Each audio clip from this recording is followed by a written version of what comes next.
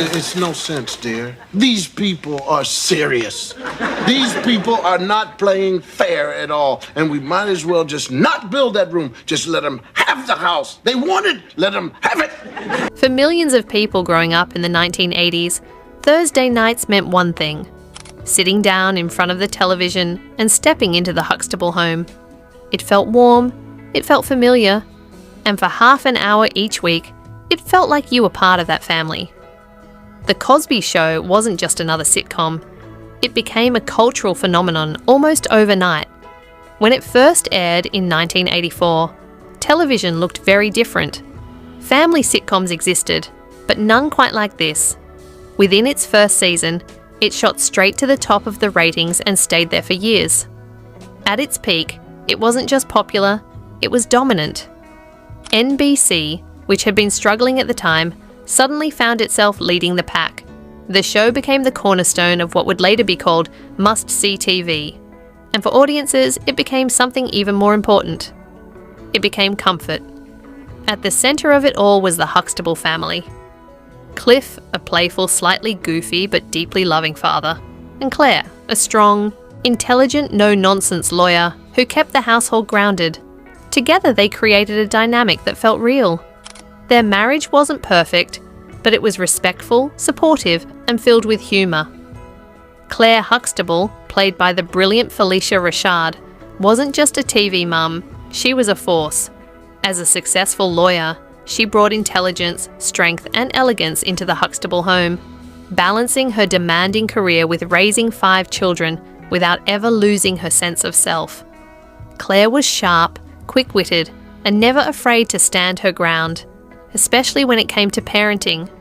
She had a way of delivering life lessons with both authority and warmth, often stealing scenes with her perfectly timed expressions and subtle humour. At a time when television rarely showed women in such empowered roles, Claire Huxtable became a quiet trailblazer, a character who proved that you could be both deeply nurturing and unapologetically strong.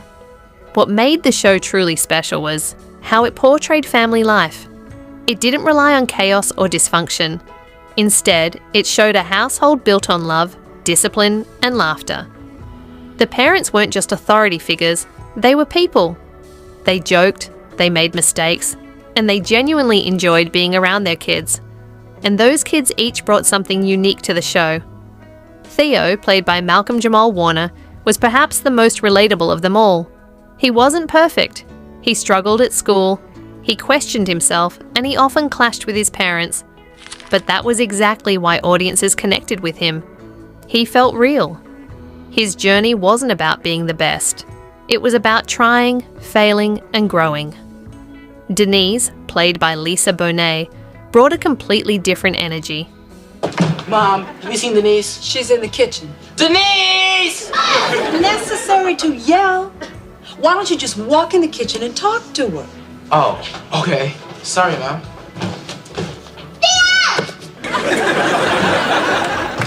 You, with the face, come here. Now what is your problem?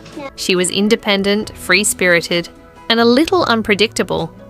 She didn't always follow the path expected of her, and that made her one of the most interesting characters on the show. Her story even led to a spin-off, showing just how popular she had become. Vanessa, the middle child, often found herself navigating that awkward space between wanting independence and still needing guidance. Her storylines reflected the challenges many teenagers faced, from friendships to identity to pushing boundaries. And then there was Rudy, the youngest, played by Keshia Knight Pulliam. She quickly became a fan favourite. Her innocence, her humour, and her timing made her unforgettable. She had a way of stealing scenes without even trying. Together, the Huxtable kids created a dynamic that felt authentic. They argued, they teased each other, they supported one another. It was a family that audiences didn't just watch, they recognised. But The Cosby Show was more than just entertainment. It changed something deeper within television. At a time when representation was limited and often stereotyped, this show presented a different reality. A successful, educated, loving black family at the centre of primetime television, it wasn't framed as extraordinary. It was simply presented as normal, And that, in itself, was powerful. The show proved that audiences would embrace stories that reflected diversity without making it the sole focus. It opened doors for future shows and helped shift the way networks approach storytelling. Beyond its cultural impact, it also delivered something simple but rare: consistency. Week after week, it offered humour that felt safe but never shallow, lessons that felt genuine but never preachy. It became a show that parents could watch with their children, and both would take something meaningful from it.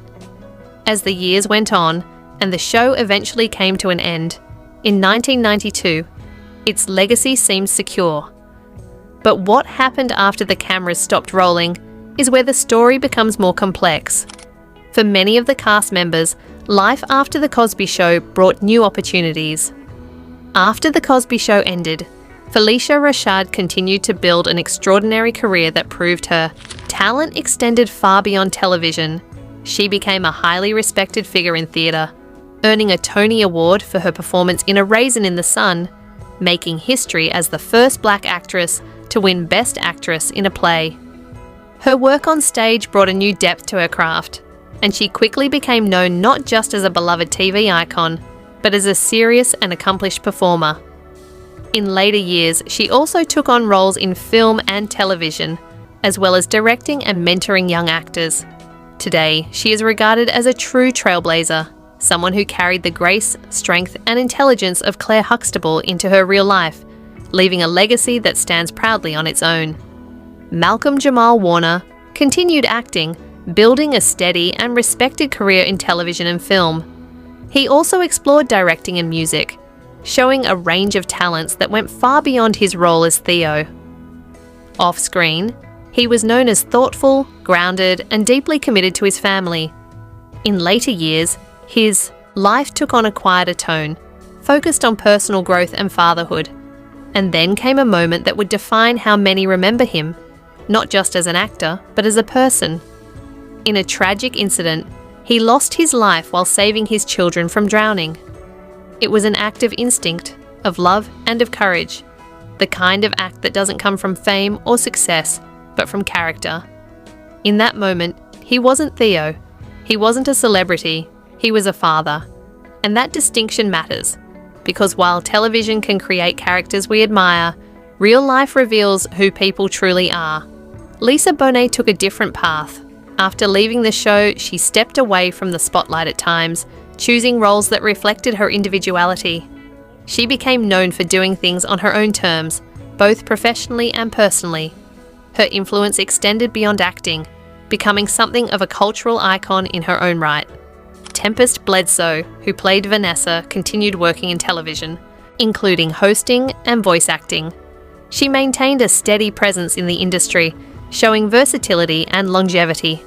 Keshia Knight Pulliam grew up in front of audiences and later transitioned into adult roles, business ventures, and philanthropy.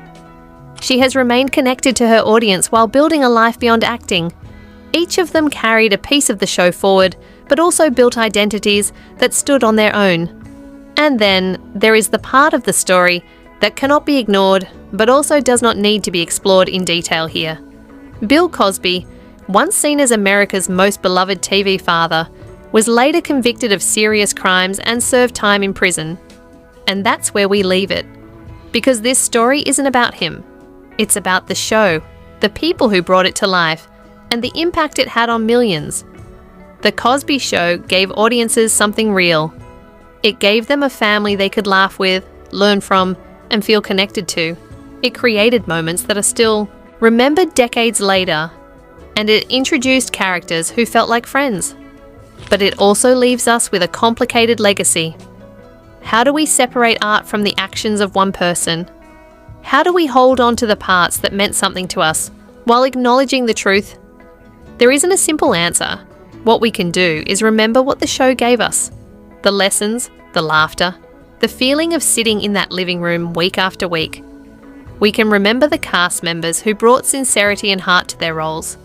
And we can recognise the difference between a character on a screen and the person behind it.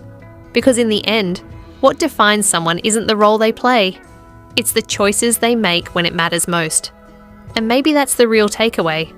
The Huxtables may have been fictional, but the impact they had was real. The stories they told still resonate. And for many, those memories are worth holding on to. Not because everything about the show is perfect, but because, for a time, it made people feel something genuine. And that's something no one can take away.